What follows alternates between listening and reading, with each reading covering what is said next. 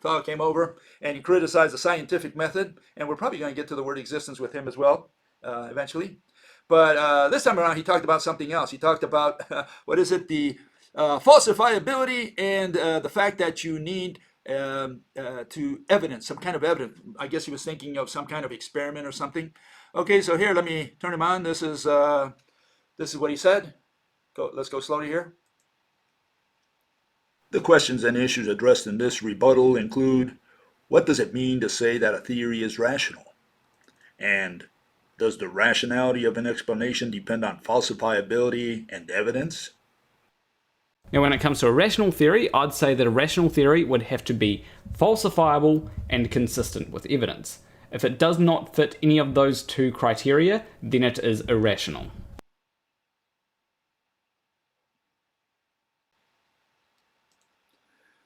Okay, so he thinks it's all related to falsifiability and evidence. But as we just covered it a minute ago, falsifiability has to do with belief, and evidence has to do with belief. And belief is not science. Belief is religion. So obviously, this poor fellow, he was educated in a monastery somewhere. He learned all this, I guess, from the priests. That's the best I can think of, because why would he talk about falsifiability and evidence? When a prosecutor tries to convince you, he presents, evidence to the juror, to you, if you're the juror, and he's just trying to convince you. And so he presents evidence, and if you believe the evidence, you sign up to you vote for his case. None of that has anything to do with science. Legal world is all religion. It's all about belief. How many people have been sentenced erroneously? Among them, me. Yeah, a lot of people get sent to the death chamber, and it turns out they were innocent. They found out years later that the guy had nothing to do with it. But the juror believed the theory, despite that later on they found out through further evidence, that the guy was innocent. So it was a fact when he went to prison, and then they found out it was not a fact, that there's a different fact. So we have all these facts, all these beliefs. They're known as beliefs. Okay, so let's look at this fellow. He says falsifiability. Okay, here it is. We look it up and it says falsifiable, able to be proven false. Okay, what is false? Not true. Okay, and what's proved to establish the truth by evidence or argument. And what is true? Well, conformity with fact or reality, not false. What's truth? A verified or indisputable fact. What is fact? Something that actually exists. Reality, truth. Reality, the state of or quality of being real. And what is real? It's true. Look it up. It's got to do with truth. And finally, we have evidence, that which tends to prove or disprove, right? To whom? I don't know, maybe to the Pope. Something. Ground for belief. Yes. Proof. So all we did was just go around in circle. All they had was synonym. We don't know what falsifiability means, because it's got to do with proving something false, and all those are synonyms.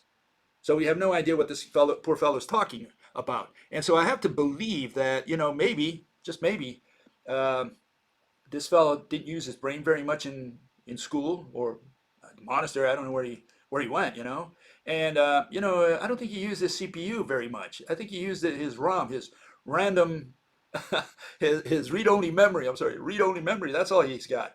Just memorized all this stuff in school. He had no use for his brain, apparently. He just sat and warmed the desk and received this, by word of mouth. That's it. He just listened to it, and he never analyzed it on his own. He never criticized. He never attacked it. He just accepted it on the basis of what? Authority. Okay, so this is how these people work. And yeah, what can I say? Again, rationality, here we have it. For those who are interested, what is irrational? Well, treating concepts as objects. That's what rationality is. Rationality has nothing to do, or irrationality has nothing to do with, verifying or falsifying. We don't falsify anything in science. We try not to. It's the other way around. We try to, unfalsify things, not falsify them. And we certainly don't use evidence, because evidence is just there to convince you. No, irrational means that you're going to move concepts around, such as, time dilation, you're going to dilate time. Ooh, that's scary stuff. And you're going to go with a force, transfer the energy, weigh the mass. Yeah, that's a primary one, the first one there. But then, you're using inconsistent definitions or undefined words, which is just about all the words in mathematics are all undefined. They finally say, well, words, you need more words to define those words, and those words need to be defined as well, so we cannot define any word. That's their answer. It's just circular or infinite, as they said, infinite argument. And so they never define words, and they're satisfied with that. They say, yeah, the buck has to stop somewhere, but it doesn't, and it just goes on and on and on. So we don't define any words, and they have no definition for any of those words. No, look up field. Field is defined as a value at each point in space. And then they say the field moved the charge. Whoa, what do you mean? The field moved the charge like a paddle, you know? No, you can't do that. Charge is a number, 1.6 times 10 to the minus 19 coulombs. Great, that's the value of a charge. And you're going to move this number with this paddle called a field, a bunch of numbers, a bunch of values at each point in space. No, you're not allowed to do that. That's known as irrationality.